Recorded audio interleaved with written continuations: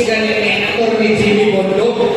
Kunya, sa amuang kong presentation, magsunod ko sa iya permit. Kunya, askam ba po hamukanta o sa magkanta na lang po? Ito ang mga nagagawa, ako minsahe kaninyo, gikan sa kasing-kasing. Nga naman, lisod tayo ang akong trabaho. Nga no, kung kaya atong pinalangga si Pastor Apollo C. Kimuloy, yung character assassinate na 2 years na nilabay hangtod karon. And my job is to convince you to vote for him. Now, ako alam doon. Nga naman, kinsa man si Pastor Apollo C. Kimuloy. Si Pastor Apollo C. Kimuloy, susama ka na to. Anak sa Davao City. Gikan siya sa kalisod na tao asa dinha sa Kamayong Kalinang, Davao City. Gikan siya sa kalisod na nimuha ng eskwela, nahimong eskola, nahimong ministro, natukod niya ang Kingdom of Jesus Christ in 1985. Ilang kamiyembro? 15 lamang kamiyembro. Karon unsa na ang Kingdom of Jesus Christ? It is one of the leading religious organizations present in 200 countries and in 2,000 cities worldwide. Now kung kami siya nga tao ordinaryo lamang, makaya ba niya kini? Guna siya exhibit A tungkol sa iyahang pagpanimuha, pag-ampo kay Allah Subhanahu wa Ta'ala, nilambo ang KOJC, nahimo niyang amigo ang atong pinalanggang Presidente Rodrigo Duterte, loyal na amigo, maunang gihimo siyang himno sa government repression ni Presidente Marcos. Di una siya ang tira. Kaya nga no, ang SMNI lamang ang naghatag o higayon gani kay Presidente Marcos nang na-presidente siya. Siya lamang ang nagpresenta o nagtabang o loyal kaayo sa atong former President Rodrigo Duterte na siya mo'y giuna o atake, gitawag na rapist, gitawag ang iyang organization nga kulto. Ako isgutan na ako yung iyang abogado kung rapist ba siya. Tanawa na kung ninyo ang kumpinan. Kung manurong mo sa mga kumpinan, pero hindi na ito nagtakaroon na rin. Pero isa yung tao na nakay kumpinan. Sa diha na nananaywaran for libel. Naabay yung ebidensya sa isa lang kapante. Wow! Naay police blatter. Wow! Naay medical certificate. Wow! Nga nung ipailan ng siyang kaso, tungkol lagi kay politika man. Nga no, akong iklaro sa inyo ha. Naabay rape appeal si Radaan Isaminay. Naabay rape na appeal mo, imuha karong i-freeze na na nilang mundo. Wala. Mau kanina sa tanang na ganahan ni Pastor. Please, give him the benefit of the doubt. Ngano i-character assassinate siya tungkol kay ngano, grabe siya kaloyal sa aturang Presidente Rodrigo Duterte. Di na ko magkamayon, hangtod na ito siya Presidente o hangtod karoon. Ganit, ang sulti niya pagpa-impeach ka ilbay. Attorney, kurang mali ang kailang gihimo ang ilbay. Wala na ikabasa ang mga kongresan. Kung sa may atong mahimo ang attorney, muna, Pastor. Oh, so, himunga ko sa iyo. Kinsa may nag-file, kaya kung ninyo, ako lang mo-file ako, ang nagsuko na ako ato. Si Pastor Apollo C. Kimuloy, alang kabangan ako, si BP Inday Sara. Ngayon ba? Katong, duna na'y humiho, na duna na'y warrant of arrest si Presidente Rodrigo Duterte. Dili na ko ilimod sa inyo na Senator Bato, dugay na kayo ng kaila. Bata pa lang po kailan ako ni Senator Bato, kay puro may taga-Davao del Sur.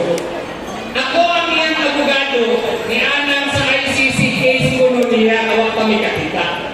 Dikuha na ko niyang abogado na Anang.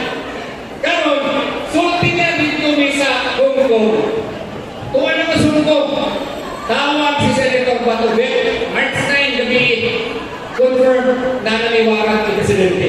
Hindi ba? Ngayon sa may mga gusto, preparahin ako sa surari o petition, mandamos, o prohibition. O sige, bisa ko ako sa atuang kungkong na ako yung mga kauban nina sa akong gamay na opisina. Puro magpunadong magtutugtog palaod. Atty. Rizaga Mulasco, si Atty. Reginald Sanzaco, ako ang mga kauban nina. Puro na nagtutugtog, dali lang sa tiyo. Okay, you wrap a petition for censorary and prohibition with prayer for injunctive release. Pagka-Domingo, isultihan na ako si yes, confirm yun na nagawaran. Isultihan si former President Rodrigo Duterte. Nag-advise, hindi lamang si ES, ubang mga abogado. President, ayaw na lang ulit. Bawa pa ako sa desisyon sa atong pinalangka, Presidente. Ano yung ulit mo? Sa mga abogado kalawa ang isa? Ulit ko, palitin yung ticket at sa sapon. Oh. Imbes na alas 4 sa hapon, di mo pa sa buntag kung sa isulong ni Pastor. Attorney, bisang na ating matabang ng Presidente, di mo ka kung sa itong mahimo.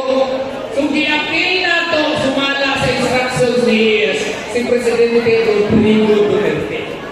And, nahibalaan na ninyo kung sa inyong hitabo, pati pagpapirma na lang sa verification, galisod pag-ibig. Kaya ang notaryo publiko, dili pasundon dito sa Villamor Airways. Pero kinsa ang nag-request sa ako para himuong itong tanan? Si Pastor Apollo C. Igoy. Ada siya na amigo, loyal kaayo, dili mo talikod bisan pag-iinan, talimpi si Digong. Guys, suportahan ka na mo. Tanggalon na mo ang suspension sa SMNI. Tanggalon na mo na may imuhang kaso. Dawa ka na ni Pastor. Wala. Tulog kay si Pastor. Pinuod na amigo. Karoon panahon na ako mga kaisunan. Pareho mga butang taga-Davao. Di kinahanglan nato ang mga senador nga dili mapalit, dili madala sa intriga, dili yun mabaliktad. Kaya pagkalawan itong mga dipagtabangan sa atong pinalandang tatay, Digong, tuwa na spikas. Kung ang tuwang ibutang si Pastor Apollo si Ibuloy, di na madala ko kwarta. Kaysa tinuod lang, naa naman siya anak. Di-praise ka niya para dili magasto karong eleksyon. Dili kung siya madala anak kasi katuna siya, eh dili na niya na kinahanglan. So, hangyon taga mo, mga taga-Davao, pwede ba nato panahon ang anak sa Davao na si Pastor Apollo City? Pilipinas, pwede ba nato panahon si Pastor Apollo City? Lain ako sana, attorney, kung sa makoy mo ni Pastor Apollo City nga di pa na siya abogado.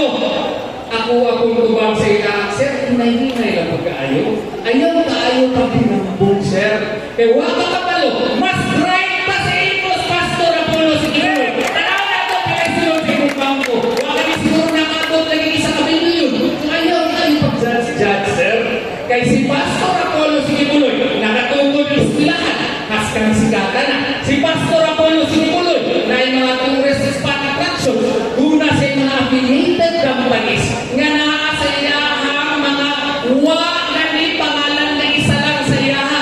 Kung naong kwarta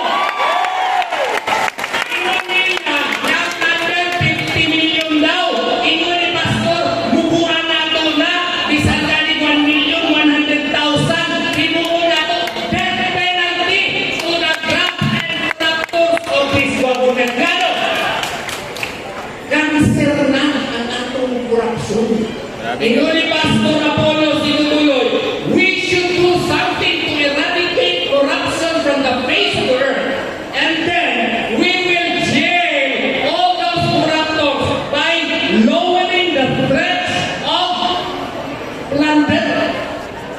Di ba maayo na siya, mga kaigsunan ko diri sa tao? Ingon ko niya, napansin na ako, attorney, ang Office of the Ombudsman, which is tasked by the 1987 Constitution to investigate any act or omission constituting corruption, walang kayong mga investigators. So, ipamin siguro natin yung power siguro, hindi mong tagbalaon, nga, doon ay truth commission, na yung mga klaro, daghan na investigator sa ombudsman, para atong klaruhon o imbestiga ang mga kurakot ng mga opisyales ni ining administrasyon. Di ba nindot na siya? Taga Davao?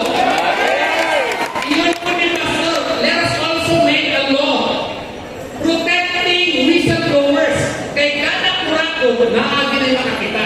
Kung doon na tayo palakot karon nga magprotekta aning mga whistleblowers, ingo ni Pastor, then nahaan na sila yung confidence kung istorya, protektahan na sila sa ombudsman, protektahan na sila sa gobyerno, kailangan na may balaod nga magprotekta sa ilaha. So ang ato di ay atong tumong nga mapaggamay, mapaustos ang kanser sa atong sosyudad. Hindi karon mapulmahan, ma-stop kini or at least mahinay-hinayan ang grabe nga korupsyon sa atong nasod. Ingon po niya, dili ang tao concentrate niya na. Kaya ang tao karon, tanawa ng ayuda. Lukoy na tayo ang atong mga kaigsunan. So dapat ingon niya, let us concentrate also in creating jobs. Gusto niya na ay daghang trabaho na ma-offer para sa atong mga kaigsunan.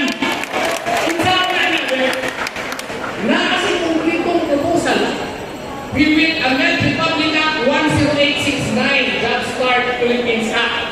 Iyahang i-propose dito sa Senado pohon kung inyo siyang butuhan nga tanang korporasyon nga muhatag og dugang trabaho sa mga walay trabaho, labi na sa kabukiran o diri sa mga squatter areas na tax breaks or tax incentives. Di ba maayo na siya para na kay trabaho?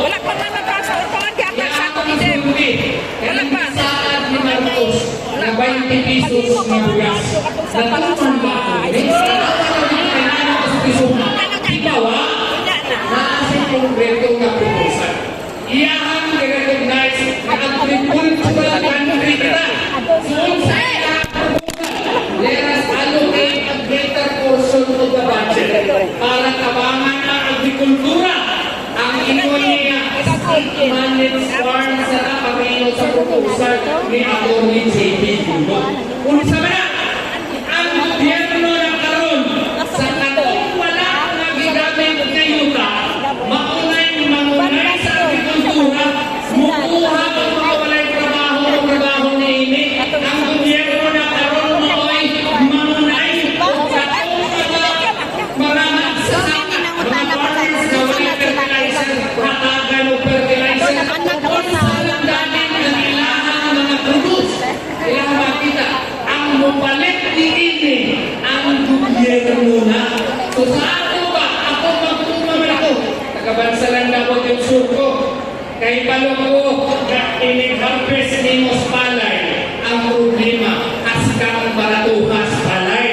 Pero, kung hinuon mo, nga ang gobyerno na, ang mupalit sa palay, at a fixed price, above market price, ang gobyerno na, ang mumarket ni sa Dubai, mumarket ni sa Hong Kong, mumarket ni sa Singapore, sa Canada, sa Amerika, huna pa'y kita ang gobyerno, makatrabaho patangtanan, tuna pa'y posibilidad niya ang bukas. Dili siguro mabainti, apan mukubos siya kay una na kita'y productivity.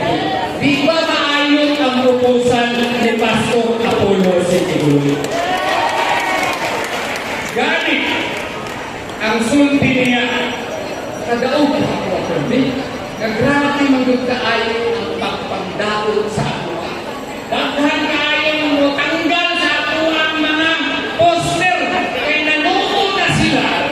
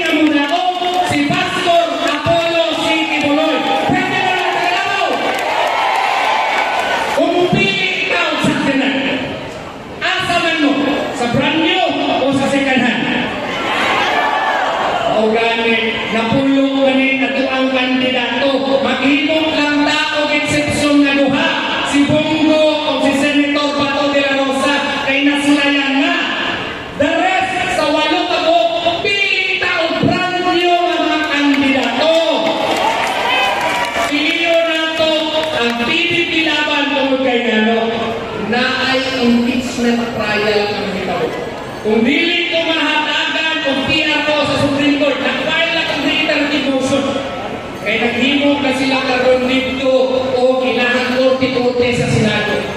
Kung dili ta magranta o tiyago, na impeachment trial kay Bibi Sara Duterte. Kinsa man ay atong ibutang dito sa Senado kung dili ang mga tao na sigurado kita dili mo talikod kay Inday Sara, dili ba? Ang sigurado ko nga dili mo talikod kay Inday Sara ang PDP laban ng. So pwede pa nato suportahan vote straight PDP laban ng. So inaupunta, gikan sa among kasing-kasing, dili lang kumukanta, kay dili pa akong panahon karon, dili pa po singer, ayaw gawin tao ninyo kalinte. Vote straight PPP laban, vote straight number 53, Senator Pastor Apollo C. Kinuloy. Daghang salamat! Kumayong kami. Maraming salamat kayo.